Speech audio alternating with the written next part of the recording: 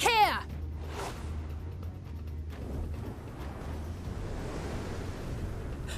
Is that... It can't be.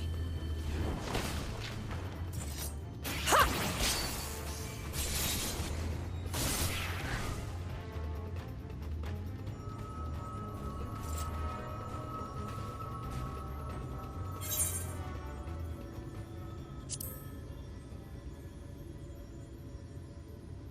Just a lesser sin eater. Nothing to write home about. I knew you'd turn up sooner or later, but I had been hoping for sooner.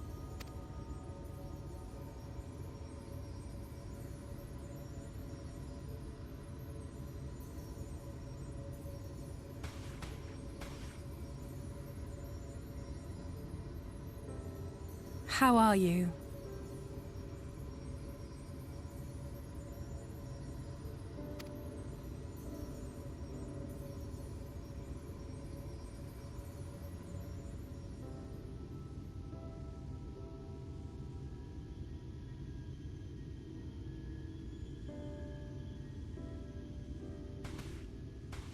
We've fought them to a standstill, then.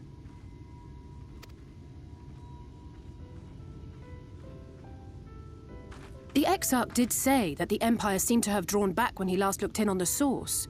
But without knowing for sure how fast time was passing there, I couldn't help worrying that a lot might have happened since then. I'm heartily relieved to hear that it hasn't, just as Alphino must have been. As you can imagine, both he and Urianger were desperate to hear the news from home when I arrived. I haven't actually seen Thancred and Y'shtola yet, but they will have heard all the latest developments from the Exarch by now, or should have at least.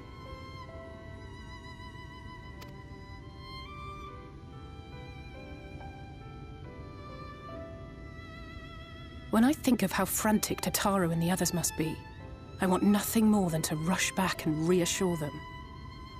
But we still haven't found a way to reverse the summoning. And even if we had, we couldn't just ignore Urianger's vision. He may use 10 words where one would suffice, and they may often obscure as much as they reveal. But on this matter, he was as clear as day. I do not doubt for one moment that he saw what he claims. Nor how difficult it must have been to speak about them.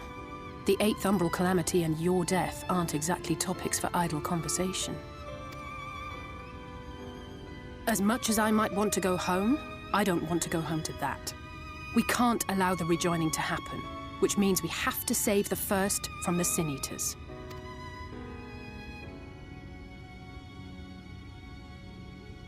That great wall of white is a remnant of the Flood.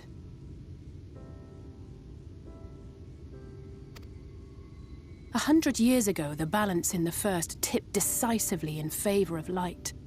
From that moment, it rose and swelled with each passing day, and then, without warning, it burst forth like water from a broken dam.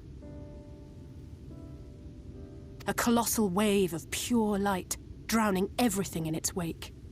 Only Norvrant was spared. For the most part, living things are composed of ether of various different aspects. But when exposed to such a flood, their etheric harmony is shattered, and their natural form breaks down. Then they either perish, or are warped into mindless abominations.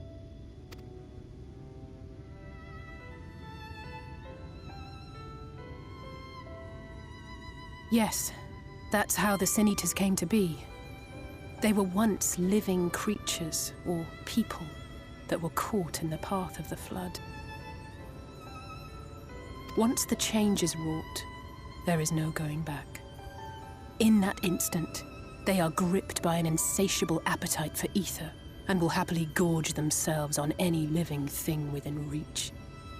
But even that is not the worst of it. The stronger Sin Eaters can plant light in us, like seeds in soil, corrupting our ether and triggering the birth of new monstrosities. They are creatures of base instinct that exist only to feed and to multiply. They feel no pity, know no remorse, and are utterly deaf to reason, which is why they must be destroyed. Every last one of them. The infirmary is full of the Sin Eater's victims, left here to spend their final hours waiting for the change to overtake them.